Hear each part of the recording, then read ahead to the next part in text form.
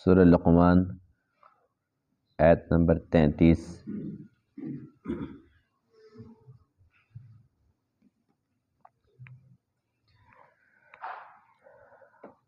اعوذ باللہ من الشیطان الرجیم، بسم اللہ الرحمن الرحیم۔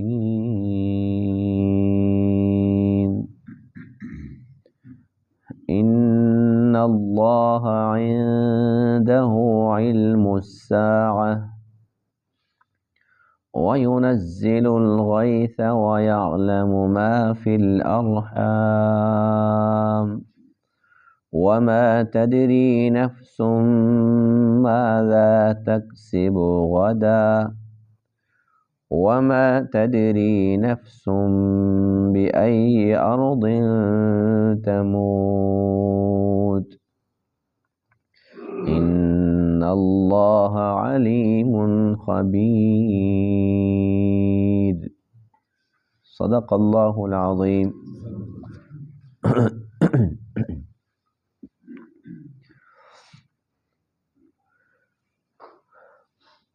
سورہ لقمان کی یہ آخری آیت ہے۔ سورہ لقمان کا آج آخری درس ہے۔ اس آیت کریمہ کے اندر 5 ایسی چیزوں کا تذکرہ ہے جن کا علم صرف اور صرف اللہ کے پاس ہے اور کسی کے پاس نہیں۔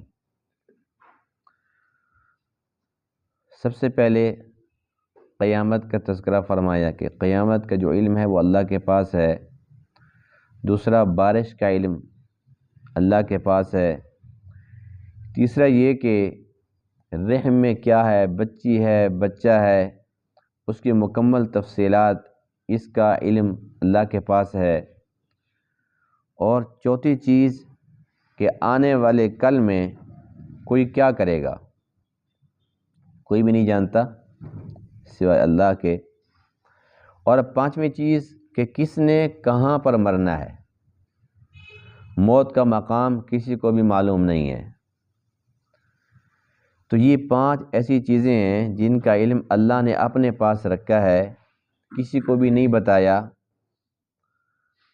تو اس سے پتہ چلتا ہے کہ علم غیب اللہ کی صفت ہے جو اس کے ساتھ خاص ہے، ورنہ کوئی بھی کہہ سکتا تھا کہ ہاں مجھے بھی پتہ ہے قیامت کا، مجھے بھی پتہ ہے بارش کے متعلق۔ یعنی جو 5 چیزیں ہیں کوئی تو دعویٰ کر سکتا تھا، لیکن کسی نے بھی نہیں کیا، نہ کسی نبی نے کیا، نہ کسی ولی نے کیا، نہ امام الانبیاء علیہ السلام نے کیا، کسی نے بھی نہیں کیا، اس لیے کہ تمام جانتے تھے کہ یہ 5 ایسی چیزیں ہیں جن کا علم اللہ کے سوا کسی کے پاس ہے ہی نہیں۔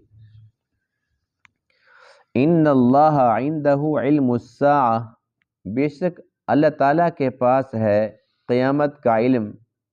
وَيُنَزِّلُ الْغَيْثَ، اور وہ بارش اتارتا ہے۔ وَيَعْلَمُ، اور جانتا ہے، مَا فِي الْأَرْحَامِ، وہ جو رحموں میں ہے۔ وَمَا تَدْرِي نَفْسٌ، نہیں جانتا کوئی بھی نفس، ماذا تکسب غدا، کہ آنے والے کل میں وہ کیا کمائے گا، کیا کرے گا، نہیں جانتا۔ وَمَا تَدْرِي نَفْسٌ، اور نہیں جانتا کوئی نفس، بِأَيِّ أَرْضٍ، زمین کے کس حصے پر، کون سی جگہ پر، تموت، وہ مرے گا۔ ان اللہ علیم، بے شک اللہ تعالیٰ سب کچھ جاننے والا، خبیر، ہر ایک چیز سے باخبر ہے۔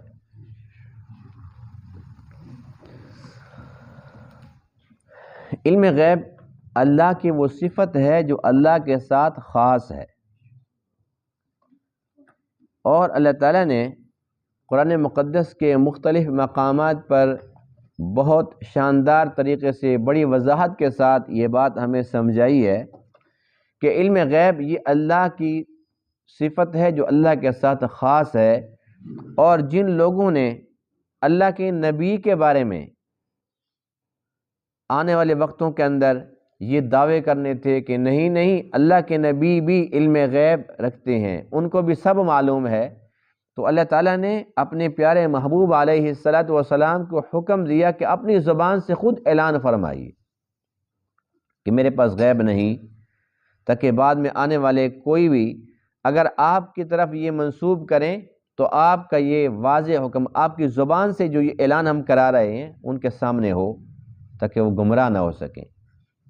جیسے اللہ کا قرآن کہتا ہے قل، آپ فرما دیجئے لا یعلم من فی السماوات والارض الغیب الا اللہ، آپ فرما دیجئے کہ غیب کوئی بھی نہیں جانتا، نہ آسمانوں میں نہ زمین میں، سوائے اللہ، اللہ ہی جانتا ہے، اللہ کے بغیر کوئی نہیں جانتا۔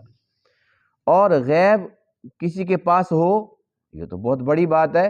اللہ فرماتے ہیں وَعِندَهُ مَفَاتِحُ الْغَيْبِ لَا يَعْلَمُهَا إِلَّا هُ، جو غیب کی چابیاں ہیں وہ بھی فرمایا کہ میرے پاس ہے،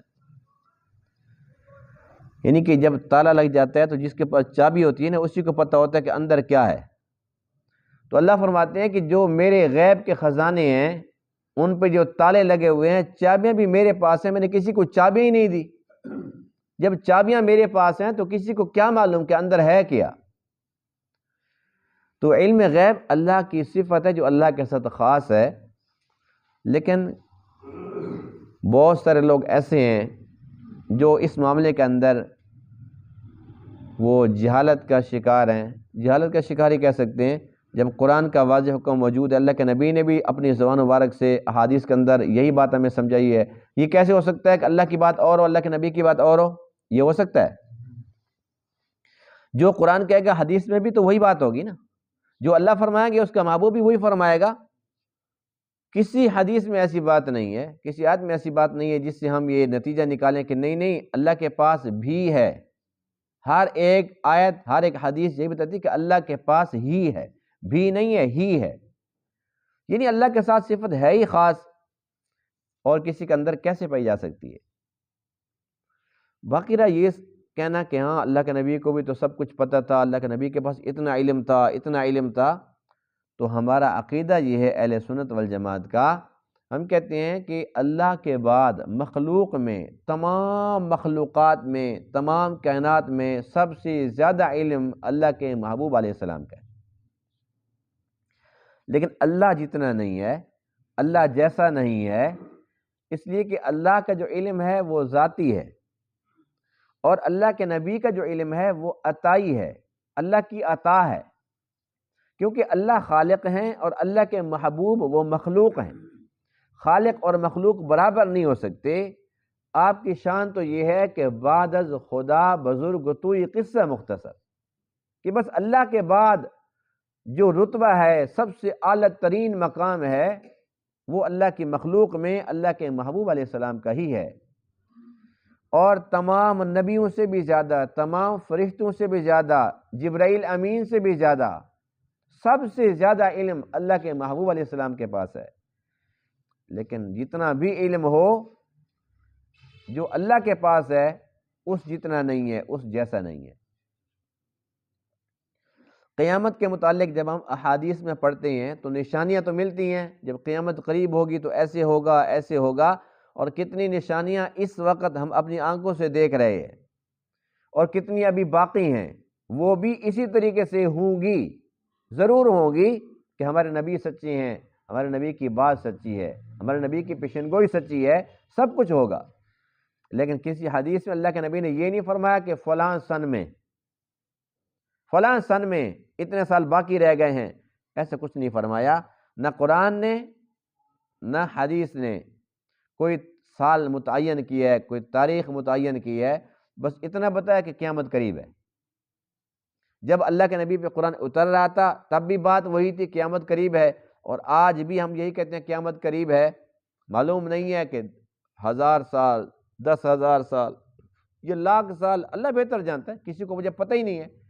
جب تک اللہ کی چاہت ہوگی یہ نظام چلے گا، جب تک اللہ تعالیٰ چاہیں گے چلائیں گے، اور جب اللہ کا امر آئے گا تو اللہ تعالیٰ سب کچھ کو لپیٹ کے رکھ دے گا۔ نشانیاں بتائی ہیں لیکن کوئی سال متعین نہیں فرمایا، تو اس لیے بہت سارے لوگ کہتے ہیں جی 2000 فلاں میں، اور مزے کی بات یہ ہے کہ بہت سارے ایسے ہیں بہت بڑے سکالر اور بہت بڑے مفکر اسلام، میں نے ان کے مضامین پڑھے ہیں، تو ان کے مضامین کو جب ہم نے پڑھا تھا نا، وہ چھوٹے ہوتے تھے اس ٹائم پڑھا تھا، تو 2012 کے اندر جو ہے نا قیامت آنی تھی۔ کب آنی تھی؟ تو ابھی تک تو 2012 نہیں آیا نا جی، آ گئی، تو 2025 آ گیا، 12 میں آنی تھی، ابھی تک تو نہیں آئی، لیکن ان کا خیال یہ تھا۔ تو اس قسم کے خیالات کے گھوڑے دوڑانا، اس پر تو کوئی پابندی نہیں ہے، لیکن جب اللہ نے ایک چیز کو مبہم رکھا ہے، اللہ کے نبی نے ایک چیز کو مبہم رکھا ہے، تو ہمارے اوپر بھی لازم ہے کہ ہم اس کو مبہم ہی رکھیں۔ جب اللہ نے بھی اختیار نہیں دیا، اللہ نے اپنے نبی کو اختیار نہیں دیا، تو پھر ہم کون ہوتے ہیں متعین کرنے والے 2012 میں؟ اب کئی کہتے ہیں 2030 میں ایسے ہو جائے گا، تمہیں کو خواب آ گئی ہے 2030 میں یوں ہو جائے گا، تو اس قسم کی باتیں ہیں، 30 میں 50 میں اللہ بہتر جانتے ہیں، جب کسی کو پتہ ہی نہیں ہے۔ اصل بات وہی ہے، ان اللہ عندہ علم الساعہ، بس اس پر ایمان رکھنا ہے کہ قیامت کا علم کس کے پاس ہے؟ اللہ کے پاس ہے، بس اللہ کے پاس ہے، وہ بہتر جانتا ہے، ہمیں معلوم ہی نہیں ہے۔ دوسری چیز ہے وَيُنَزِّلُ الْغَيْثَ، بارش کا علم اللہ کے پاس ہے۔ اب ہم یہ کہیں گے جی وہ تو بات ٹھیک ہے قیامت والی، لیکن بارش والی تو ایسی کوئی بات نہیں ہے، آج کل تو موسمیات والی بھی بتا دیتے ہیں، بتاتے ہیں کہ نہیں بتاتے؟ اور الحمدللہ 99% جب بتاتے ہیں تو آتی نہیں ہے، کبھی کبھی تکا لگ جاتا ہے، لیکن 99% نہیں آتی۔ اب یہ فروری کا کیا تاریخ ہے؟ 18 فروری ہے، فروری کے 3-4 تاریخ کو بتائی تھی کہ موسلادھار بارش ہوگی، ابھی وہ نہیں آئی نا، 3-4 تاریخ، پھر بتایا جی پہلا ہفتہ شدید بارشوں کا ہے، پہلا ہفتہ بھی گزر گیا، دوسرا بھی گزر گیا، تو اس کا مطلب وہی ہے کہ اللہ بہتر جانتے ہیں، بارش کا علم اللہ کے پاس ہے۔ یہ اگر بتا بھی دیں، آ بھی جائے، تب بھی ان کا صرف یہ گمان ہوتا ہے کہ امکان ہے، بارش کا امکان ہے، اور امکان اگر سچا بھی ہو جائے، بارش آ بھی جائے، لیکن ان کے پاس یہ علم نہیں ہے کتنی آئے گی، اور اس کے بعد ہوگا کیا یہ بھی نہیں پتہ۔ جہاں یہ کہہ رہے تھے اللہ کرے بارشیں آ جائیں بڑا فائدہ ہو جائے گا، بعد میں روتے ہیں جی بڑا نقصان ہو گیا۔ جب یہ کہہ رہے ہیں جی بڑا نقصان ہوگا، اللہ کرے اب بارش نہ آئے، وہ آتی ہے، بعد میں کہتے ہیں جی شکر ہے آ گئی، بڑا فائدہ ہو گیا۔ تو جو اللہ کا علم ہے وہ یہ ہے کہ ایک ایک قطرہ کب آئے گی، کتنے قطرے آئیں گے، اور اس بارش سے کتنوں کا نقصان ہوگا، کتنوں کا فائدہ ہوگا، اور ازل سے ابد تک سارا علم اللہ کے پاس ہے۔ تو اب یہ جب سے کائنات بنی ہے، جب اتنی بارشیں آ چکی ہیں، ان کا ریکارڈ بھی اللہ کے پاس ہے، دنیا والوں کے پاس ہے۔ دیکھو کتنی امتیں گزر کے چلی گئی ہیں، کتنے نبی آ کے چلے گئے، اور بارشیں تو شروع سے آ رہی ہیں۔ اللہ کے پاس جو ریکارڈ ہے وہ آدم سے لے کر حضور علیہ الصلوۃ والسلام تک، اور اب تک اور قیامت تک جو بارشیں آئی ہیں، آ رہی ہیں، آئیں گی، تمام بارشوں کا مکمل ریکارڈ، کتنے قطرے، تو یہ علم کسی کے پاس ہے۔ اور تیسری چیز ہے وَيَعْلَمُ مَا فِي الْأَرْحَامِ، یہاں پھر وہی بات آ جاتی ہے کہ آج کل تو الٹرا ساؤنڈ کرو اور بتا دیتے ہیں بیٹی ہے کہ بیٹا ہے،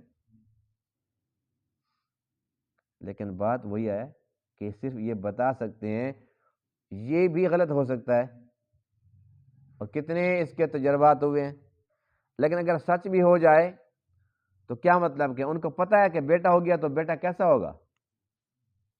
اللہ کو جو پتہ ہے وہ یہ ہے، حدیث پاک میں ہے کہ جب ماں کے پیٹ میں بچہ 4 مہینے کا ہوتا ہے، جب اس کے اندر روح ڈالی جاتی ہے تو اس کا جو مقدر ہے وہ بھی اسی وقت اس گلے میں ڈال دیا جاتا ہے کہ یہ خوش بخت ہے یا بد بخت ہے، اور اس کا نصیب کیا ہوگا، کتنا اس کا رزق ہے، سارا کچھ اسی وقت اس کے ساتھ اللہ تعالیٰ لگا دیتے ہیں۔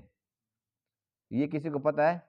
اب یہ بد بخت ہے یا خوش بخت ہے، اس کا رزق کتنے، اس کے سانسیں کتنی ہیں، یہ کسی الٹرا ساؤنڈ میں آتی ہیں؟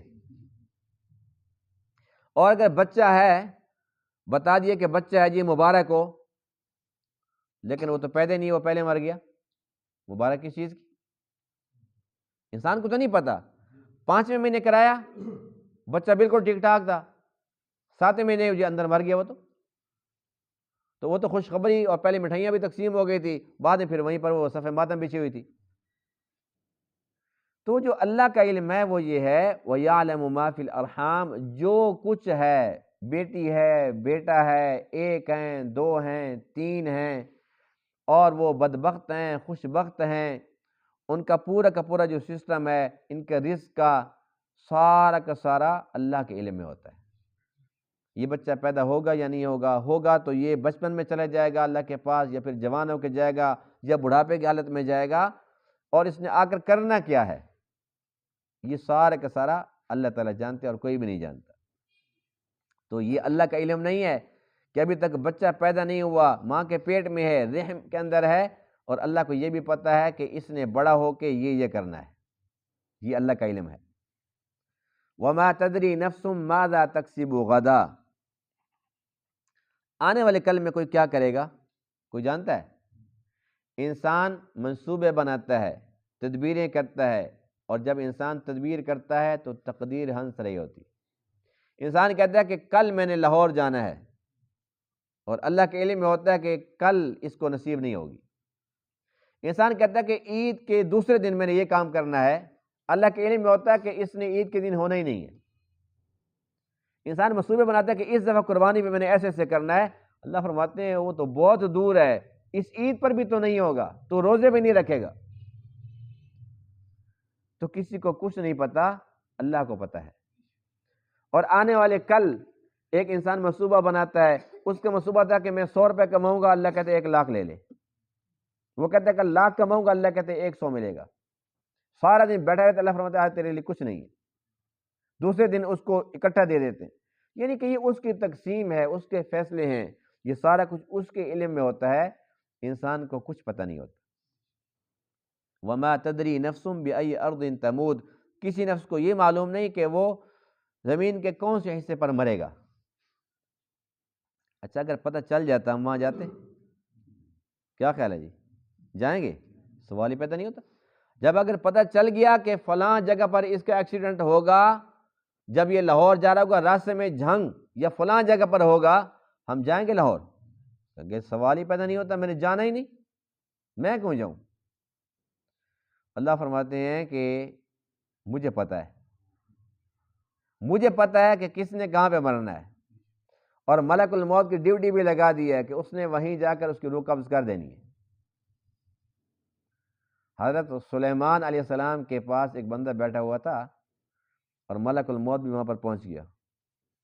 اس کو گھور کے دیکھا نا، وہ بندہ ڈر گیا۔ اس نے کہا سلیمان مجھے اس سے بہت ڈر لگ رہا ہے، مجھے گھور گھور کے دیکھتا ہے، آپ کی تو ہوا تابع، مجھے یہاں سے بہت دور بھیج دیں۔ سلیمان جانتے تھے کہ ملک الموت ہے، بھیج دیا۔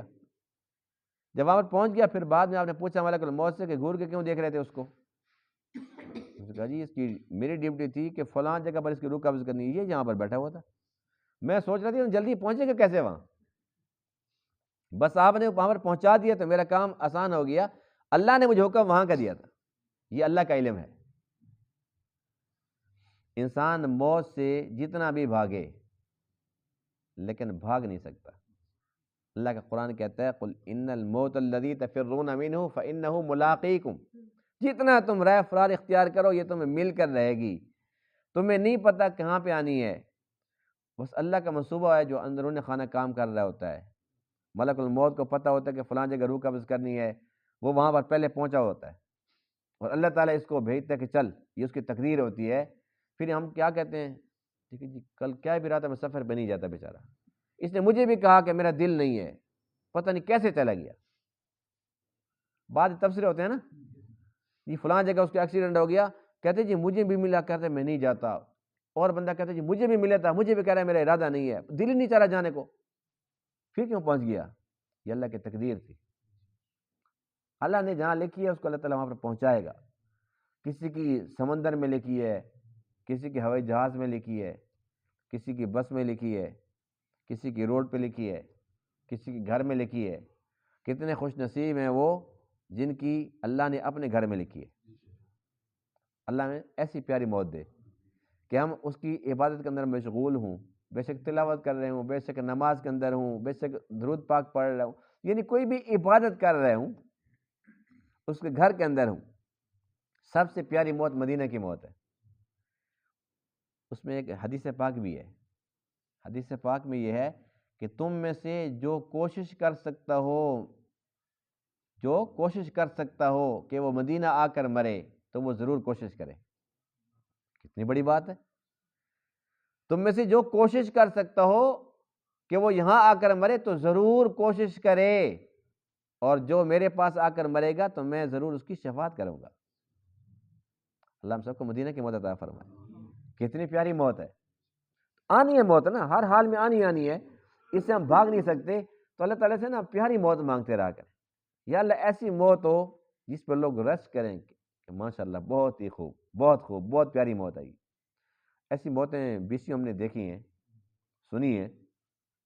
کوئی طواف کرتے ہوئے اللہ کے پاس پہنچ جاتا ہے، اور کوئی مسجد نبوی کے اندر بیٹھا ہوتا ہے، لیٹا ہوتا ہے، بس وہیں اٹھتا نہیں ہے، اور کچھ ایسے عام مساجد کے اندر سجدے میں ہوتے ہیں، اس کے بعد اٹھتے نہیں ہیں۔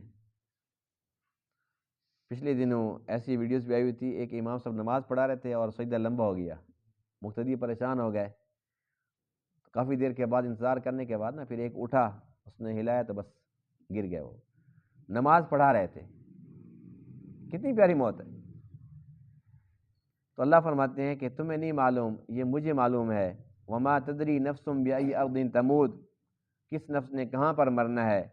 ان اللہ علیم خبیر، اللہ تعالیٰ سب کچھ جانتے بھی ہیں، ہر ایک چیز سے باخبر بھی ہیں۔ حضرت امام اعظم ابو حنیفہ رحمہ اللہ کے زمانے میں ایک عباسی خلیفہ تھے بغداد کے اندر، اور ان کو خواب آیا۔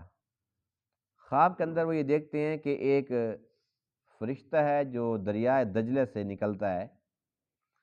تو خواب کے اندر وہ اس سے پوچھتے ہیں کہ تم جو فرشتہ ہو تو مجھے بتاؤ کہ میری زندگی کتنی باقی ہے۔ تو فرشتہ نے یوں اشارہ کیا، جب ایسے اشارہ کیا اس کے بعد وہ غائب ہو گیا۔ تو وہ خلیفہ صاحب پریشان ہو گئے کہ اس کی تعبیر کیا ہے۔ صبح دربار لگا تو بلاؤ علماء کو، حکماء کو، اور میرے خواب کی تعبیر بتائیں۔ کسی نے کہا جی 5 دن۔ خلیفہ نے کہا بات پھر تو میں گیا، 5 دن گزرتے پتہ چلتا ہے، شکر ہے 5 منٹ نہیں کہا تھا، پہلے نے 5 دن کہا، اور دوسرے نے کہا جی نہیں 5 مہینے، 5 مہینے ہو سکتے ہیں، تیسرے نے کہا جی 5 سال ہو سکتے ہیں۔